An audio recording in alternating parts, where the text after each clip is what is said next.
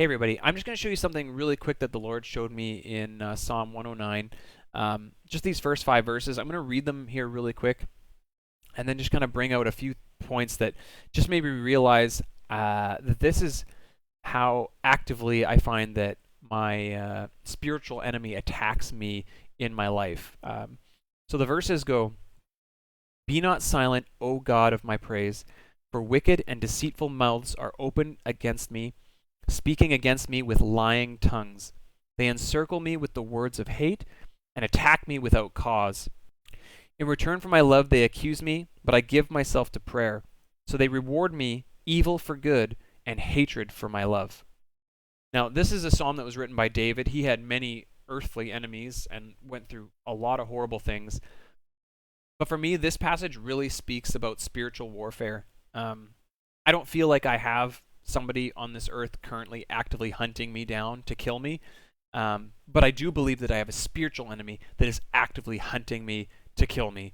I am made just like every other human being in the image of God. And so when they see me, they see a reflection of the God that they despise and they hate. And that also then carries over to them despising and hating us and hating me. So there's something about this that really just spoke to me in how my enemy attacks me. Because a lot of times the enemy will promise me something that is good.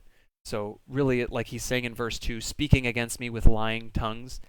It just makes me think of how often the enemy attacks me with a lie of like something that is going to appeal to me, but yet is actually just going to just destroy me. It's going to hurt me in some way.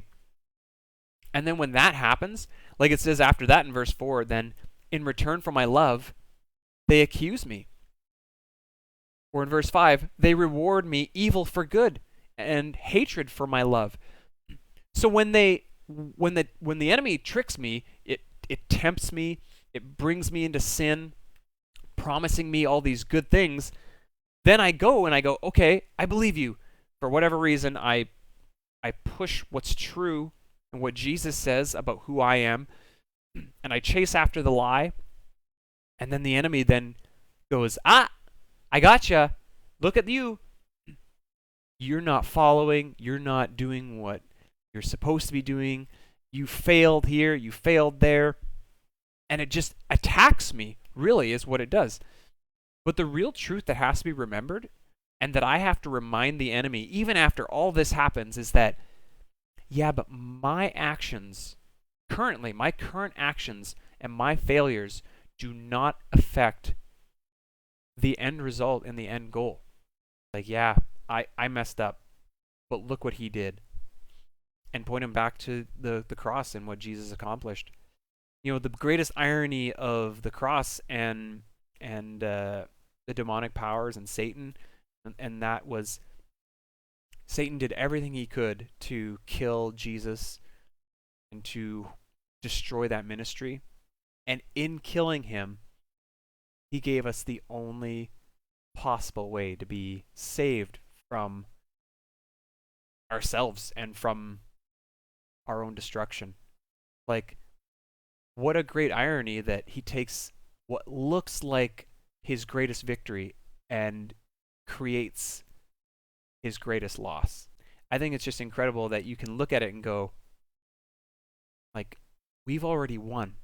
We've won in Christ. And we can live out of that. So then when the enemy accuses me and goes, you didn't measure up, it's like, yeah, I didn't. I'm still a work in progress. I'm still being sanctified daily. I'm learning, I'm falling. It's a race, it's a marathon, and I'm running and I'm falling down and I'm scraping my knees, and he picks me back up and we get running again. It's like when a baby's born and let's say he starts to grow up to a point where he's just learning to walk. I don't know very many parents watching their own child take their first steps, watching that child potentially stumble and fall to their knees or their hands, and look at that child and go, idiot. Like, you couldn't even walk right.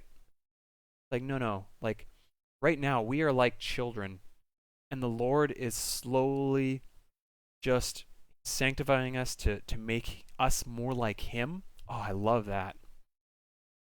And we are going to stumble and we are going to fall, and He picks us back up. And just like He's a loving Father that just goes, all right, let's go. Let's try again. Let's keep going. Let's keep going. And that mentality of just Him nurturing and loving us versus what we often think He does, which is like judging us, going, no, you disappointed me. No, He looks at us with love and encouragement and nurturing, and that's so encouraging. So I just love that.